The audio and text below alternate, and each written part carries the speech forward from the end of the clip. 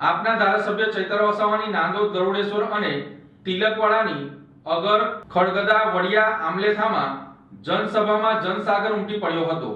નર્મદા જિલ્લામાં આમ આદમી પાર્ટીના ધારાસભ્ય ચૈતર વસાવાની આગેવાનીમાં અગર જિલ્લા પંચાયત સીટના સુરજીપુરા ગામ ખાતે, ખડગદા જિલ્લા પંચાયત ધામદરા ગામ ખાતે, વડિયા જિલ્લા પંચાયતના રાયપરા ગામ ખાતે તેમજ આમલેથા જિલ્લા પંચાયતના તરોપા ગામ ખાતે જનસભાનું આયોજન કરવામાં આવ્યું હતું। આ જનસભામાં નર્મદા જિલ્લાના પ્રમુખ નિરંજન વસાવા તેમજ જિલ્લા પંચાયત અને તાલુકા પંચાયતના ઉમેદવારોની હાજરીમાં આસપાસના ગામોમાં આ જનસભામાં નર્મદા જિલ્લાના પ્રમુખ નિરંજન વસાવા તેમજ જિલ્લા પંચાયત અને તાલુકા પંચાયતના ઉમેદવારોની હાજરીમાં આસપાસના ગામોના ગ્રામજનો, આગેવાનો, ભાઈઓ બહેનો અને યુવા સાથીઓ મોટી સંખ્યામાં ઉપસ્થિત રહ્યા હતા।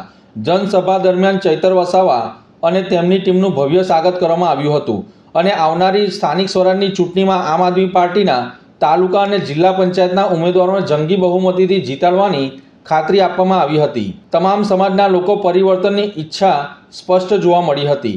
આ જનસભાને સંબોધન કરતા આમ આદમી પાર્ટીના ધારાસભ્ય ચૈતર વસાવાએ જણાવ્યું હતું કે ગુજરાત જિલ્લા અને તાલુકાની ચૂંટણી આવી ગઈ છે અને તેના પ્રચાર માટે અમે ગામે ગામ ફરી રહ્યા છે।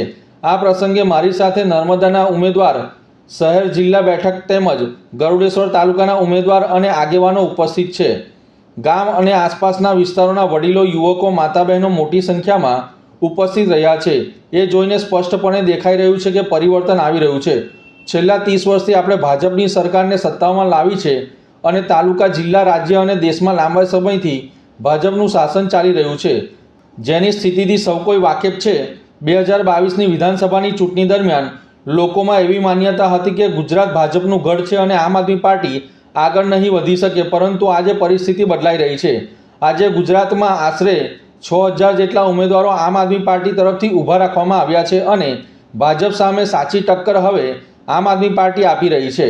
કેટલાક વિસ્તારોમાં ભાજપના નેતાઓએ પણ સ્વીકાર્યું છે કે તેઓ હારી રહ્યા છે। આમ આદમી પાર્ટી માત્ર કોઈ મોટા નેતાની પાર્ટી નથી, પરંતુ સામાન્ય લોકોની પાર્ટી છે, જેમાં સામાન્ય પરિવારોમાંથી આવેલા ઉમેદવારોને તક આપવામાં આવી રહી છે।